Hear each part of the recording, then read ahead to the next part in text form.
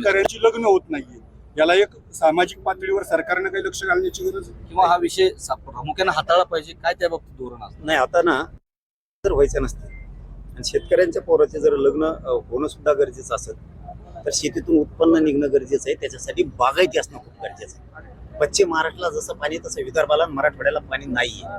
तुम्ही जर पाणी दिलं, उजनीचं पाणी, जायकवाडीचं पाणी, नुसते पाट फिरवायचे तुम्हाला फक्त, पण तुमच्या हलगर्जीपणामुळे शेतकरी मरायला लागलाय. त्यामुळे आता तीही मुद्दा मी लावून धरणार आहे की मराठवाड्याला आणि विदर्भाला पाणी झालंच पाहिजे. या मुद्द्यावरती खूप मोठं आंदोलन आम्ही शेतकरी म्हणून उभा करणार आहे. पश्चिम महाराष्ट्रात तरुणांना काय सांगाल जे लग्नाच्या याच्यापासून वंचित आहेत आणि शेतकरी काय आव्हान करणार? आव्हान काय असणार?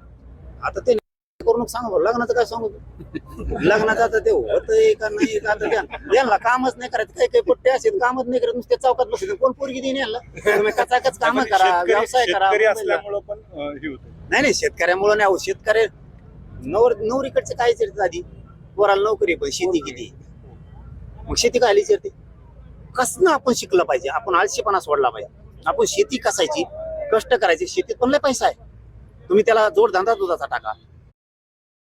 जर व्हायचं नसतं आणि शेतकऱ्यांच्या पोराचे जर लग्न होणं सुद्धा गरजेचं असेल तर शेतीतून उत्पन्न निघणं. मराठवाड्यात देखील मोठा प्रश्न आहे की शेतकऱ्यांच्या मुलाची लग्न होत नाहीये, याला एक सामाजिक पातळीवर सरकारने काही लक्ष घालण्याची गरज आहे किंवा हा विषय प्रामुख्याने हाताळला पाहिजे, काय त्या बाबतीत धोरण असतं? नाही आता ना जर व्हायचं नसतं आणि शेतकऱ्यांच्या पोराचे जर लग्न होणं सुद्धा गरजेचं असेल तर शेतीतून उत्पन्न निघणं गरजेचं आहे. त्याच्यासाठी बागायती असणं खूप गरजेचं आहे.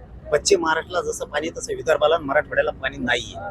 तुम्ही जर पाणी दिलं, उजनीचं पाणी, जायकवाडीचं पाणी, नुसते पाट फिरवायचे तुम्हाला फक्त, पण तुमच्या हलगर्जीपणामुळे शेतकरी मरायला लागलाय. त्यामुळे आता तीही मुद्दा मी लावून धरणार आहे की मराठवाड्याला आणि विदर्भाला पाणी झालंच पाहिजे. या मुद्द्यावरती खूप मोठं आंदोलन आम्ही शेतकरी म्हणून उभा करणार आहे. पश्चिम महाराष्ट्रात तरुणांना काय सांगाल जे लग्नाच्या याच्यापासून वंचित आहेत आणि शेतकरी काय आव्हान करणार? आव्हान काय असणार? आता ते करून सांगा, लग्नाचं काय सांगू?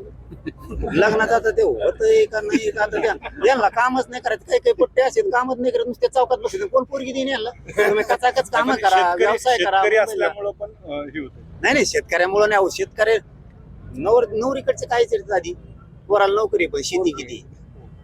मग शेती काय आली चर्चे? कसं आपण शिकलं पाहिजे, आपण आळशीपणा सोडला पाहिजे. आपण शेती कसायची, कष्ट करायचे. शेतीत पण लय पैसा आहे.